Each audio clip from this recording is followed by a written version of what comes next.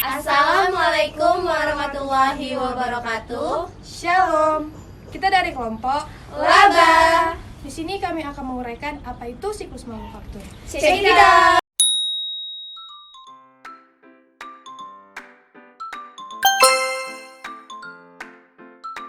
Pengertian perusahaan manufaktur.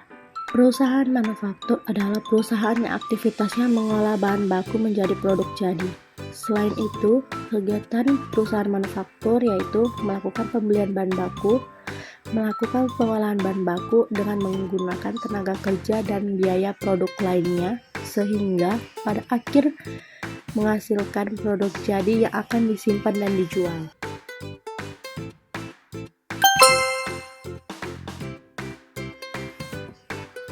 Ciri-ciri perusahaan manufaktur: pertama, aktivitas operasional usahanya adalah memproduksi bahan baku menjadi barang jadi. Kedua, pendapatan usahanya berasal dari menjual produk barang. Ketiga, memiliki persediaan produk secara fisik. Keempat, biaya produksinya terdiri dari biaya bahan baku, tenaga kerja, dan overhead.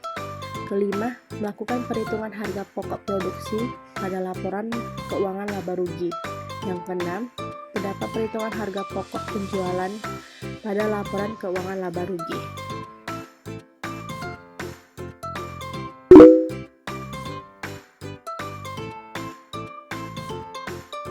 Metode pencatatan pada perusahaan manufaktur. Terdapat dua metode dalam pencatatan pada perusahaan manufaktur, yaitu yang pertama adalah secara periodik atau periodical system, yaitu pencatatan yang dilakukan secara periodik atau berkala.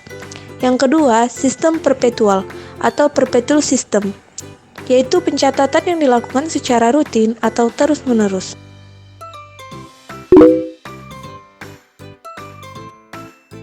Saya akan menjelaskan akun-akun pada perusahaan manufaktur.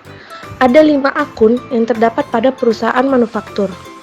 Yang pertama adalah pembelian bahan baku.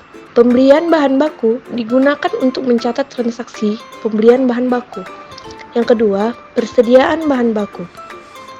Digunakan untuk mencatat bahan baku yang sampai akhir periode tidak diproduksi.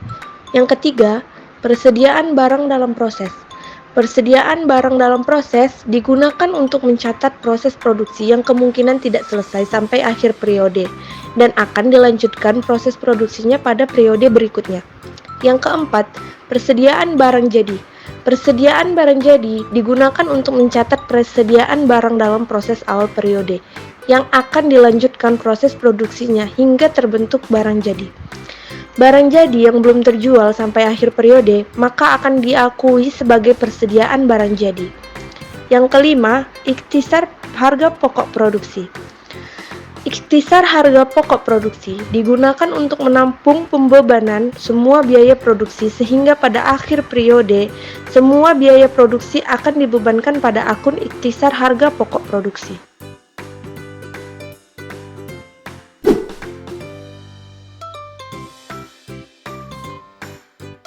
Kegiatan produksi perusahaan manufaktur. Di sini kita bisa lihat adanya melakukan pembelian bahan baku. Bahan baku itu nanti akan dilakukan pemakaian untuk membuat proses produksi sehingga nantinya akan disesuaikan dan menjadi barang jadi. Kemudian ada pemakaian buruh langsung yang akan menjadi pembebanan dalam melakukan proses produksi yang akan disesuaikan, kemudian hasilnya menjadi barang jadi. Kemudian, ada juga pemakaian biaya produksi yang dikeluarkan dan akan dijadikan pembebanan dalam proses produksi, kemudian akan disesuaikan dan nantinya menjadi barang jadi.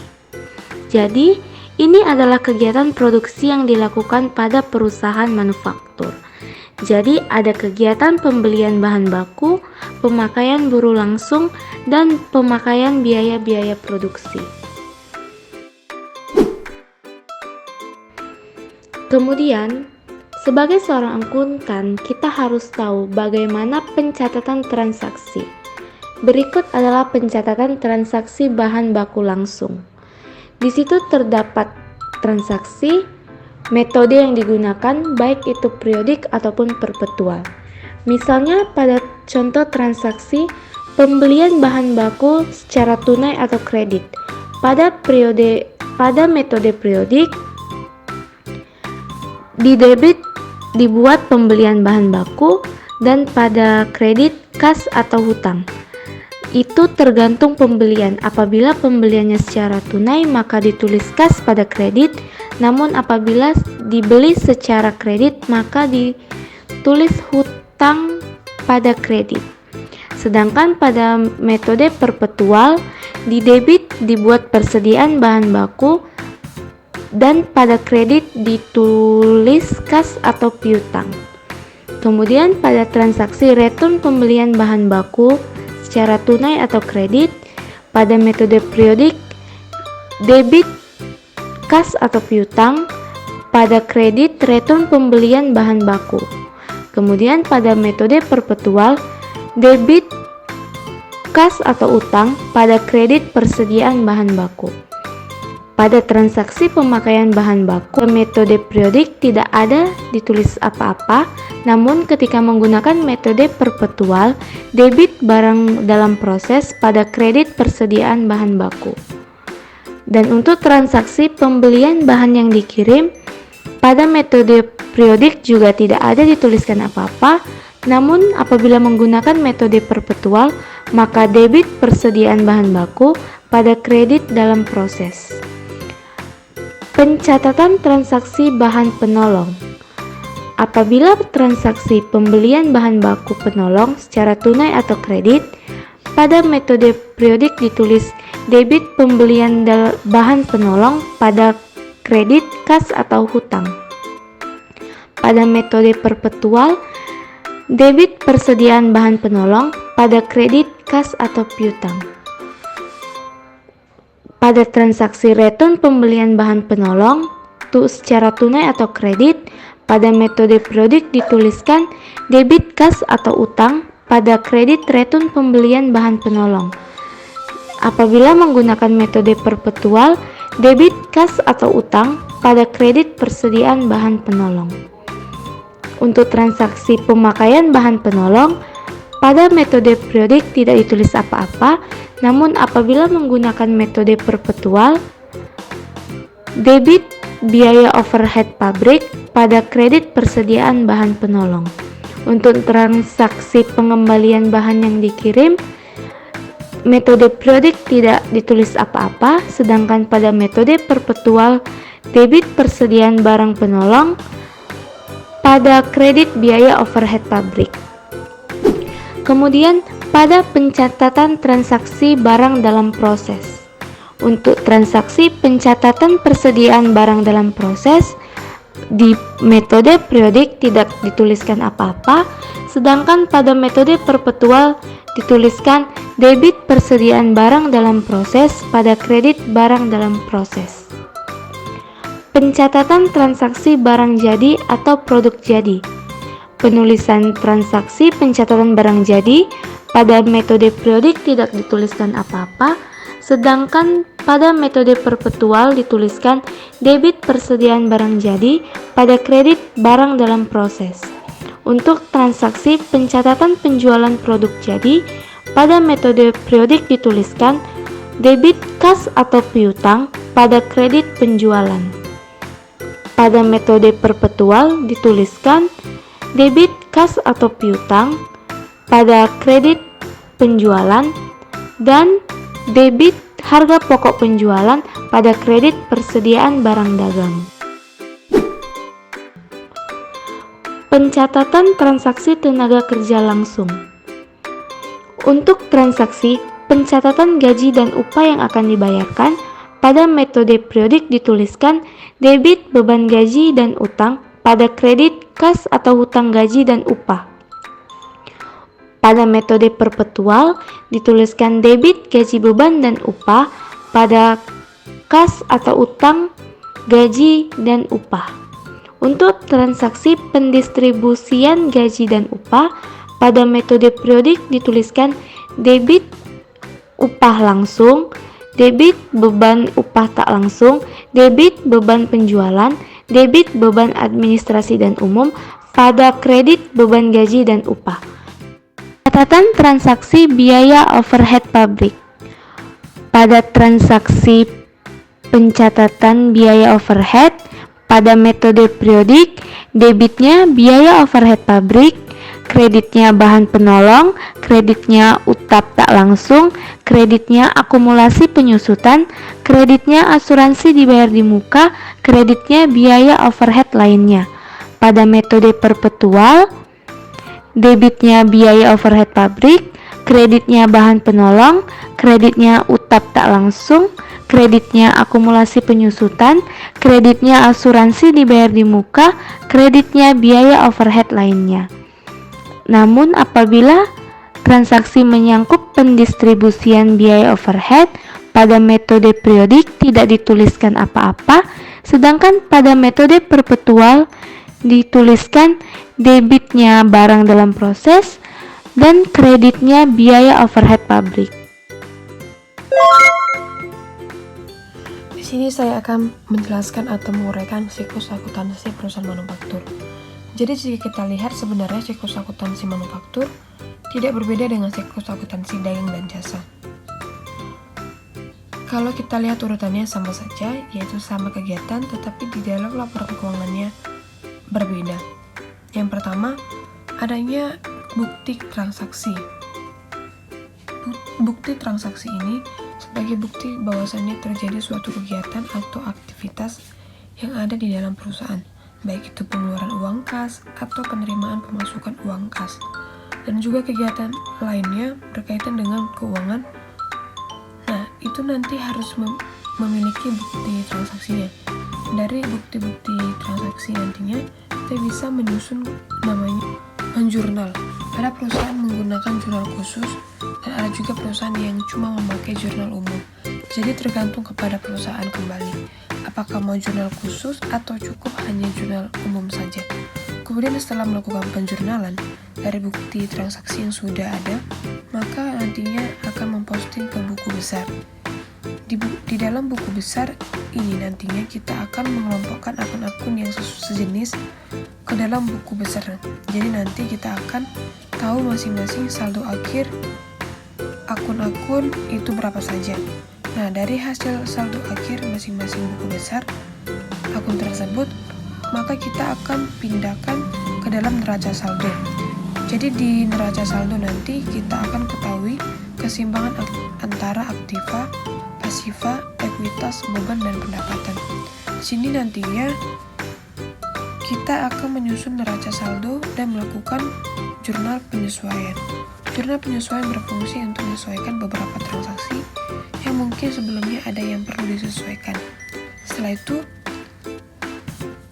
datanya valid, maka kita menyusun ke jurnal penyesuaian. Jurnal penyesuaian tergantung dari transaksinya, apakah memang ada yang disesuaikan atau tidak. Jika ada, langsung disesuaikan atau disusun ke dalam laporan keuangan. Kita lihat di sebelah kanan tersebut terdapat kertas kerja. Kertas kerja ini berisi neraca lajur atau bookshit. Fungsinya sebagai mempermudah perusahaan untuk menghitung dan menyusun laporan keuangannya. Jadi ini bisa dibuat atau tidak, tergantung kembali kepada perusahaan. Kalau dibuat, maka setelah neraca saldo dan penyesuaian dilakukan, maka langsung ke dalam kertas kerja.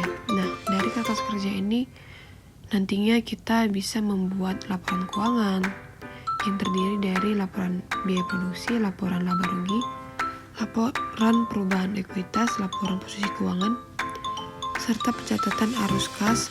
Dan laporan ini adalah laporan keuangan yang terdapat dalam perusahaan manufaktur. Jadi kita lihat perbedaannya hanya di dalam biaya produksi. Jika kita bandingkan pada akuntansi jasa dan dagang, akan berbeda pada biaya produksi ini. Jadi semuanya sama saja, yang membedakan hanya isinya, mulai dari akunnya maupun laporan lainnya. Di sini ada buku besar pembantu, isinya piutang usaha dan utang usaha.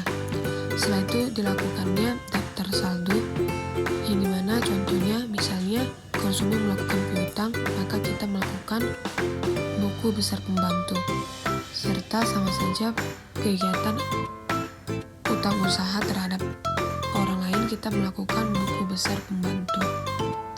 Jadi itulah siklus akuntansi manufaktur. Untuk lebih memahami akuntansi manufaktur, kami sajikan contoh soal dari akuntansi manufaktur. Kami mengambil data dari PT Kecebong yang merupakan perusahaan manufaktur pembuatan briket batubara.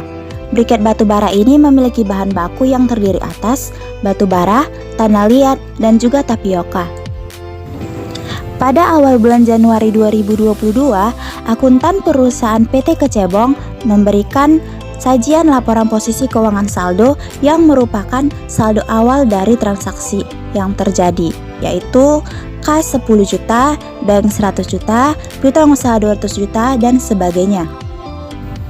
Selain saldo-saldo awal yang disajikan oleh akuntan perusahaan PT Kecebong, PT Kecebong juga memiliki transaksi selama bulan Januari yang terdiri dari 3 transaksi, yaitu transaksi di bank, transaksi di kas, dan juga transaksi terkait persediaan. Segala transaksi yang terjadi pada bulan Januari 2022 di PT Kecebong kami klasifikasikan ke dalam jurnal umum sebagai berikut.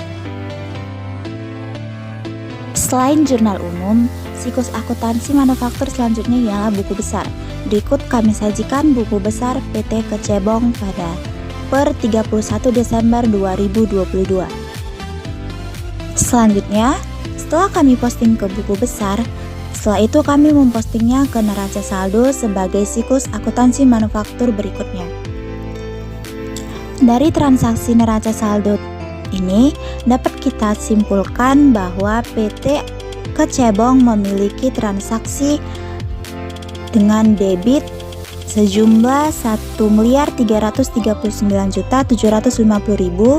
dan juga transaksi dalam bentuk kredit sebesar Rp1.339.750.000. Beralih ke siklus akuntansi manufaktur berikutnya, yaitu ayat jurnal penyesuaian. Berikut kami sajikan data ayat jurnal penyesuaian PT Kecebong per 31 Desember 2022 dengan informasi tambahan sebagai berikut.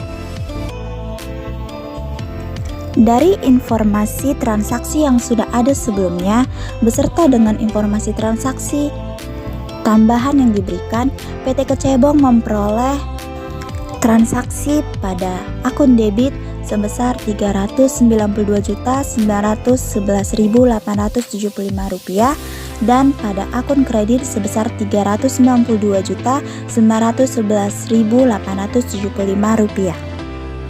Siklus berikutnya yaitu kertas kerja. Dalam kertas kerja terdapat 6 akun besar, yaitu neraca saldo, ayat jurnal penyesuaian, neraca saldo disesuaikan, laporan laba rugi, HPP, dan yang terakhir ialah laporan posisi keuangan. Segala transaksi yang terjadi pada neraca saldo, ayat jurnal penyesuaian dari data sebelumnya kita posting ke dalam kertas kerja. Untuk neraca saldo disesuaikan, diambil dari penjumlahan atas transaksi neraca saldo dan ayat jurnal penyesuaian yang terjadi sebelumnya. Pada akun HPP diperoleh dari transaksi-transaksi yang melibatkan produksi, pembelian, transaksi yang melibatkan pabrik, dan lain sebagainya. Pada akun laporan laba rugi diperoleh dari hasil ikhtisar laba rugi itu sendiri, segala transaksi yang terkait atas penjualan, transaksi yang melibatkan kantor, pemasaran, administrasi, dan umum. Untuk laporan posisi keuangan itu sendiri diisi oleh akun yang memiliki nomor 1, 2, dan 3. Dari transaksi-transaksi yang sudah kita kelompokkan menurut akunnya masing-masing, berikut kami sajikan kertas kerja pada PT Kecebong per 31 Desember 2022. Berikutnya, laporan perubahan ekuitas. Laporan perubahan ekuitas kami peroleh dari menjumlahkan modal saham yang dimiliki oleh PT Kecebong, saldo laba, beserta dengan laba periode yang sedang berjalan, sehingga memperoleh modal akhir sebesar Rp947.228.125 per 31 Desember 2022 pada PT Kecebong. Laporan posisi keuangan.